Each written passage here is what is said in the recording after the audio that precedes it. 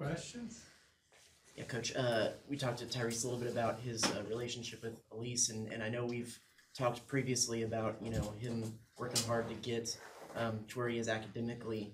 How much did that relationship, did you see that meant to him, and the kind of turnaround he's been able to make on that side of his life? It's remarkable. Uh,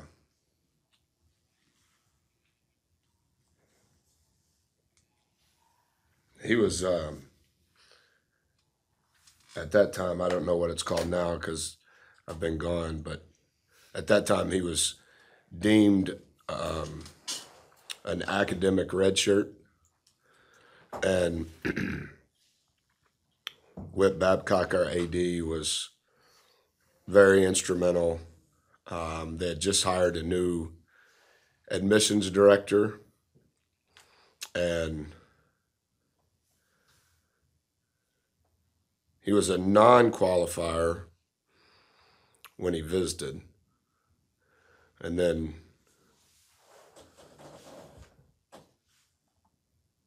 retook the test, retook English 4 in order to become an academic redshirt.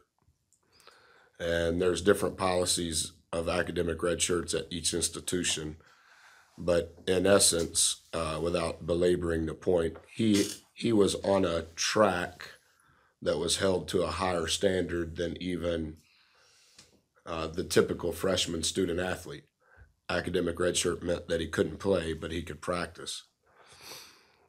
And the relationship that Boots has with Elise, she's been to, I think she's been to 6 or 7 games even since we've been here, since Boots has been here.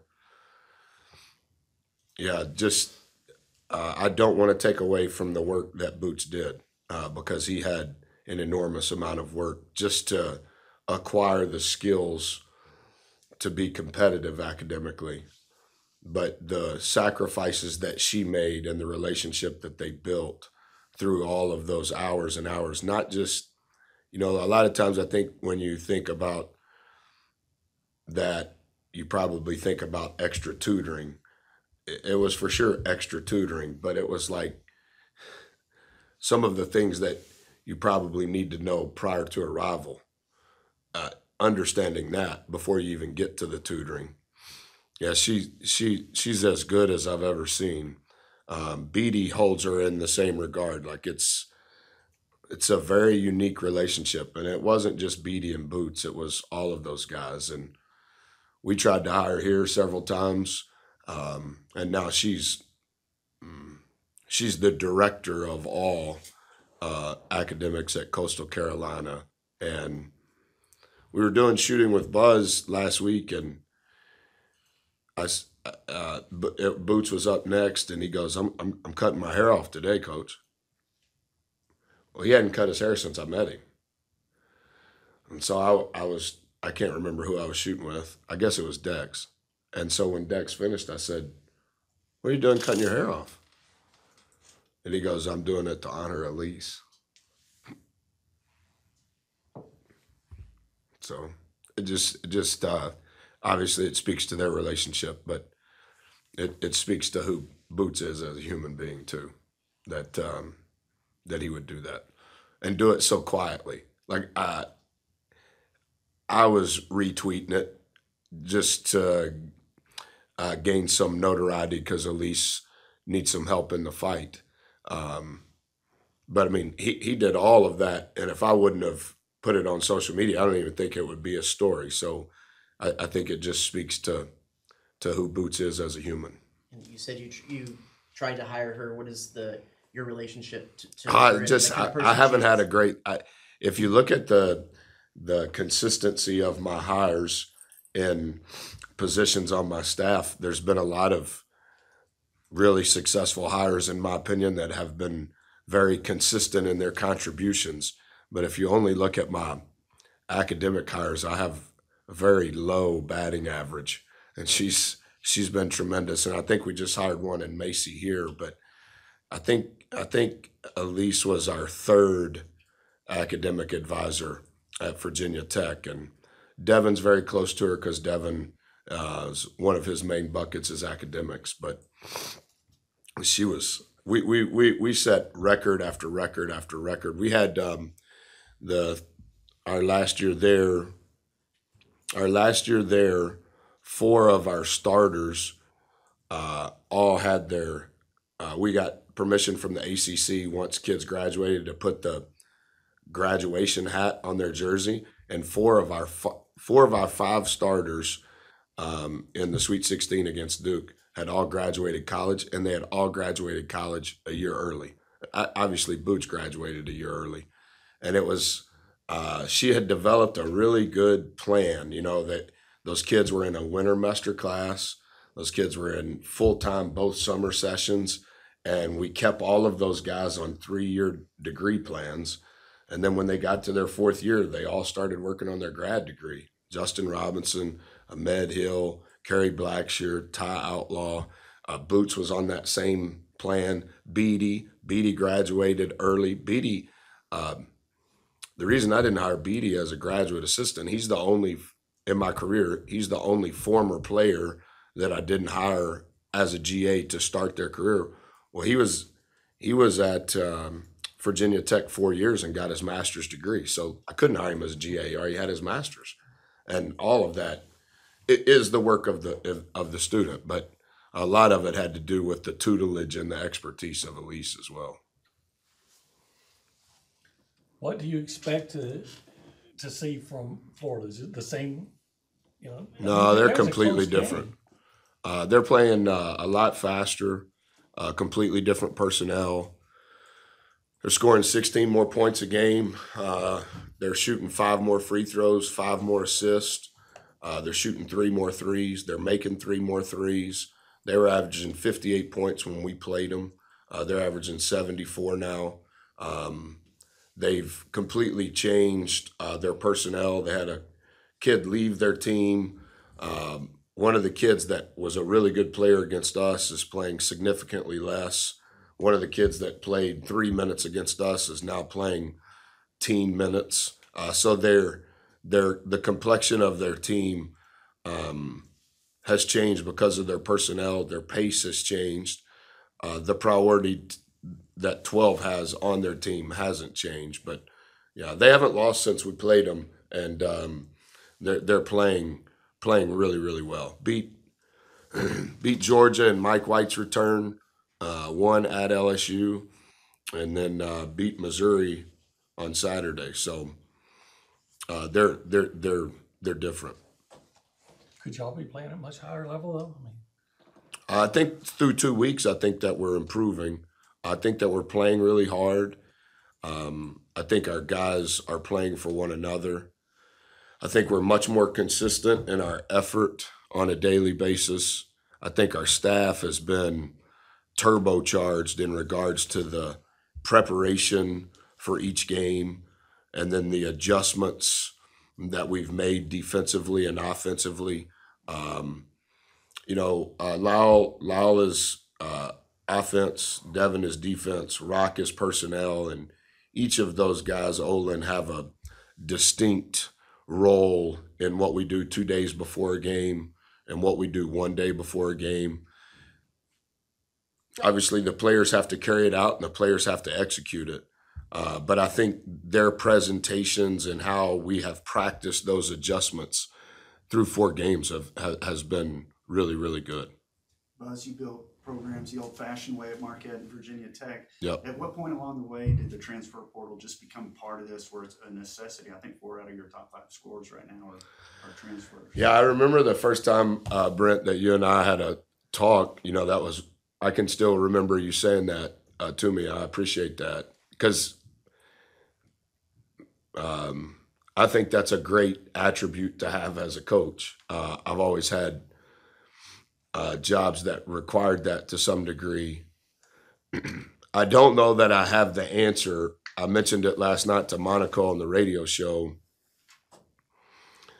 I don't know that every player you sign can be from the portal, and I don't know that every player you sign can be a high school senior. And I think a part of what has changed this initially with the portal coming into play is it's the oldest group of players in the history of college basketball, and that's because everybody has that extra year of COVID. And so I don't know if the data, every coach always says, you want to get old and stay old, but some of that has been on steroids, so to say, just because there's so many players now playing, including Dexter, who without the pandemic, their eligibility would have already expired. And so it's one thing that we talk a lot about when we visit about recruiting, like how do you continue to add the right character? Because I don't think that it works unless you have the right people. And then how can you properly diagnose what is it that you need immediately versus what is it that you need maybe that can grow from within. Like signing Bryce Lindsey, I think was really important for us because I think Four has established himself in the start of his fourth semester as a really good ball guard. We need another one, but we don't necessarily need one with experience because there's not that much playing time to give. But we need one that can grow from within, and I think Bryce can do that. When you talk about some of the guys that we signed, Andy, Jew, Dex, specifically those three guys brought us experience, they brought us character, they brought us maturity, they brought us work ethic. But I thought one of the things that we were worst at last year was on the glass. Well, the presence that those three guys have for us on the defensive glass and offensive glass through the first 4 conference games, that's been a swing vote, and it's really helped us. But Solo was player of the year in Louisiana, and he may be a better rebounding prospect than all 3 of them. He's just not there yet because he doesn't have the experience. So it's how do you balance putting together a team that gives you your best chance while also building a program?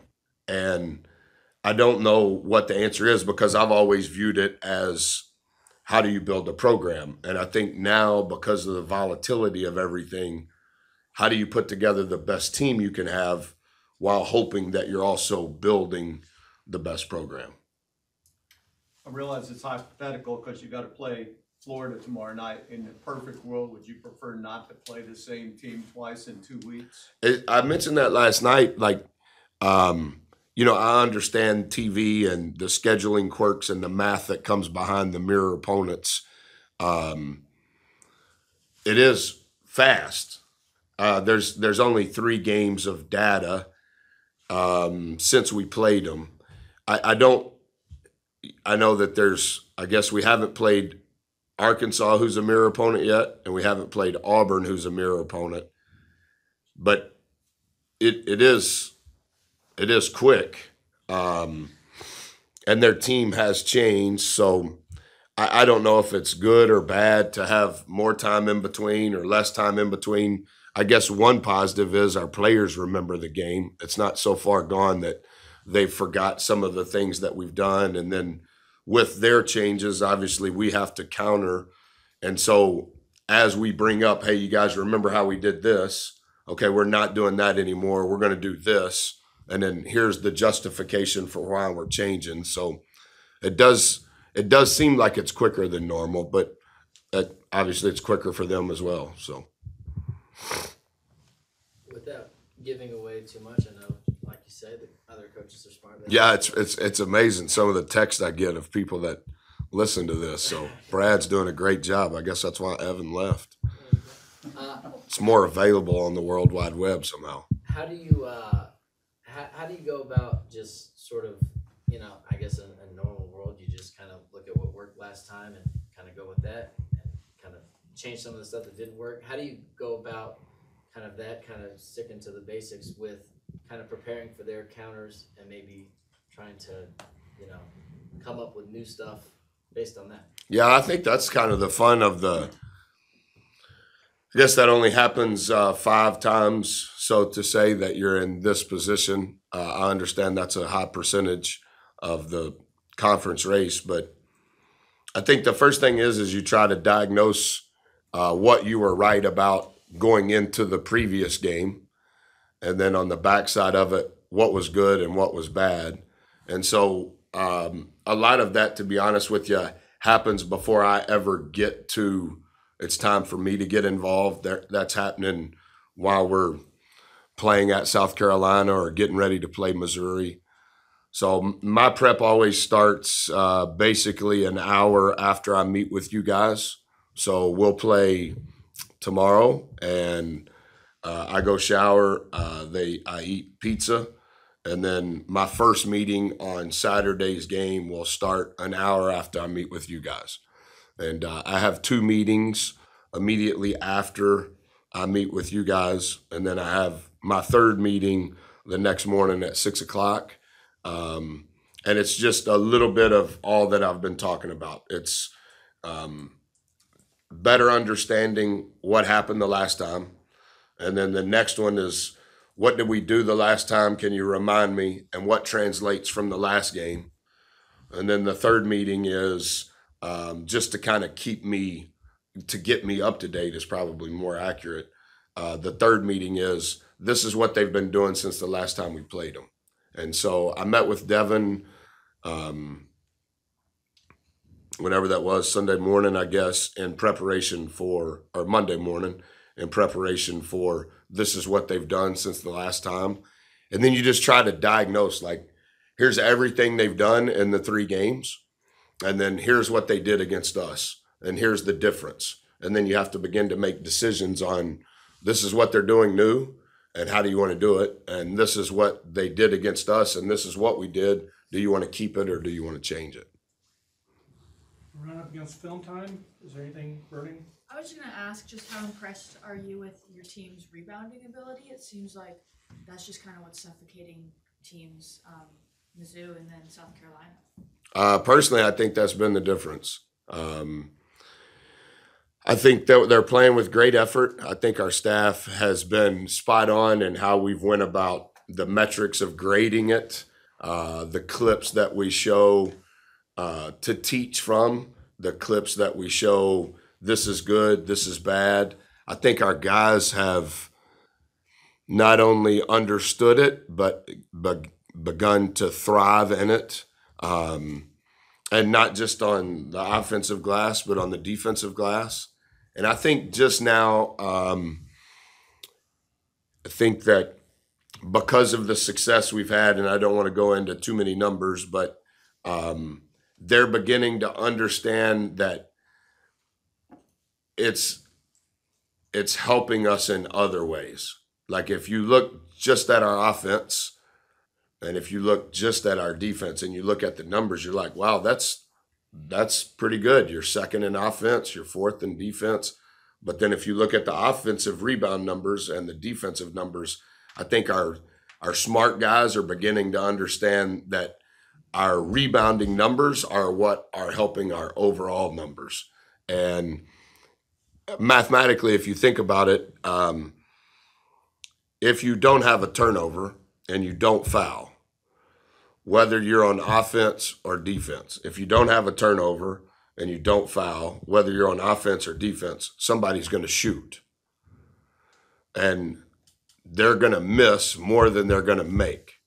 So what happens the most in a game, whether you're on offense or defense, if you don't turn it over and you don't foul, what happens the most is rebounding.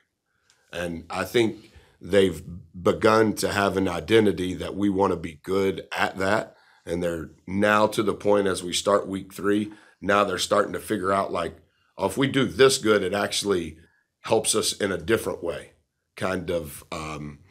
So hopefully we can keep that going, because I think that that's been, if they're other than our effort and the togetherness we're playing with, I think statistically, getting fouled and being number 1 in the country in that is a big part, but our being first in offensive rebounding and defensive rebounding in the SEC is really good. All right. That's a wrap. Thanks, everybody. Thank you, Coach.